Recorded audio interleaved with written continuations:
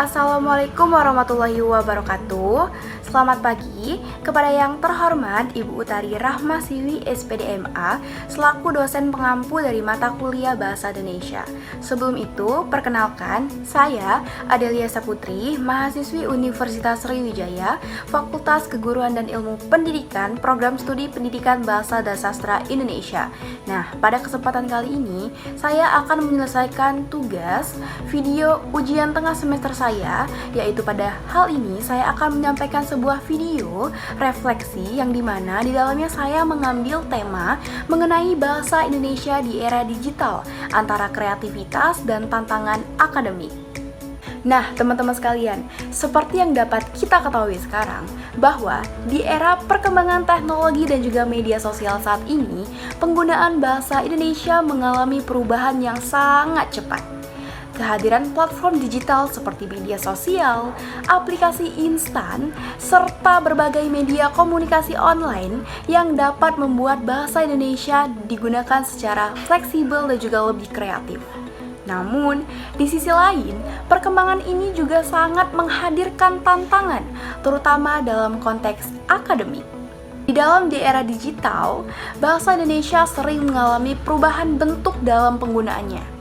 Banyak sekali penggunaan internet, khususnya generasi muda, menggunakan bahasanya yang lebih santai, singkat, bahkan mencampurkan bahasa Indonesia tersebut dengan bahasa asing.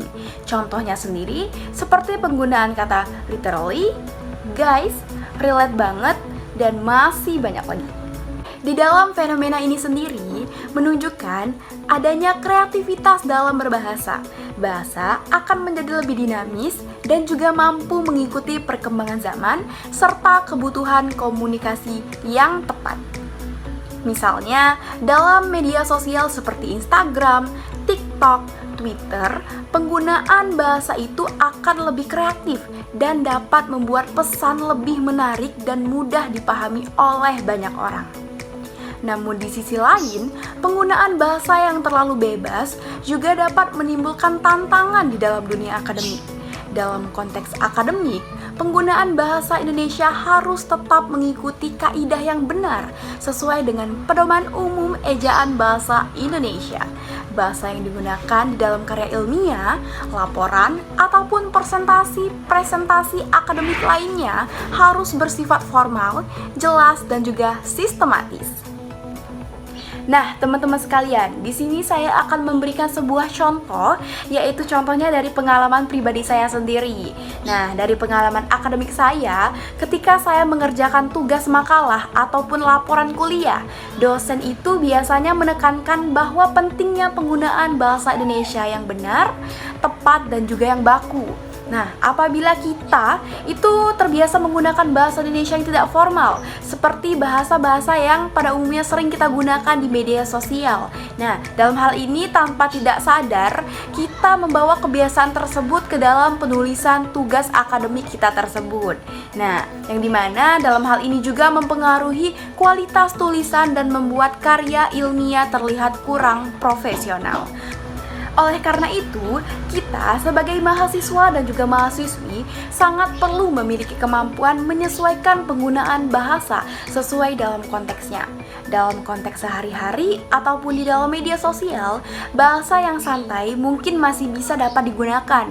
Akan tetapi, di dalam konteks akademik, penggunaan bahasa Indonesia yang baik dan juga yang benar harus tetap menjadi prioritas utama. Selain itu juga, perkembangan teknologi yang sebenarnya juga dapat dimanfaatkan untuk meningkatkan kemampuan berbahasa, misalnya dengan menggunakan aplikasi pengecek tata bahasa, membaca artikel ilmiah digital, ataupun mengakses kamus daring seperti KBBI secara online. Baiklah teman-teman sekalian, sebagai kesimpulan dari keseluruhan materi yang sudah saya sampaikan, jadi di sini saya ingin memberikan kesimpulan bahwasanya bahasa Indonesia di era digital memberikan peluang yang sangat besar untuk kreativitas dalam berkomunikasi. Namun di sisi lain, kita juga harus tetap menjaga penggunaan bahasa Indonesia yang baik dan juga benar, terutama di dalam konteks bidang akademik.